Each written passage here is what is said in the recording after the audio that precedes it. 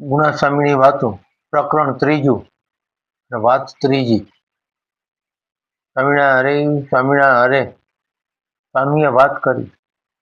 મહારાજે મુક્તાન સ્વામીને પૂછ્યું છે, અમે જે ધામમાં જઈએ છીએ ત્યાં તે ધામમાં તમારા વખાણ થાય છે, એ તમમાં એવી શી મોટપ છે જે સર્વે તમારા વખાણ કરે છે? એમ કહીને બોલ્યા છે કે આ તુંબડી ફૂટી જાય તો સાજી કરતા આવડે? મુક્તાન સ્વામીએ કહ્યું છે કે ના મહારાજ। ત્યારે મહારાજે કહ્યું કે તમે તમારી મોટપને જાણતા નથી।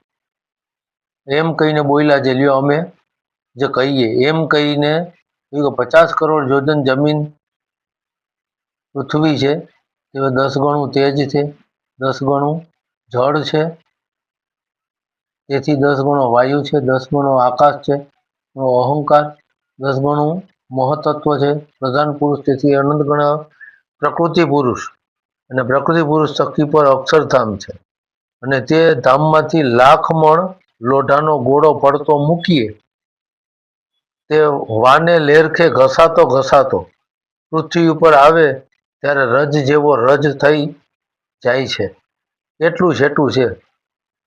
પણ જો અહીં અલ્પ જેવો જીવ હોય અને તેને તમે એમ ધારો છે કે આ જીવ 8 આવરણ પાર અક્ષરધામમાં જાય તો તત્કાળ જાય।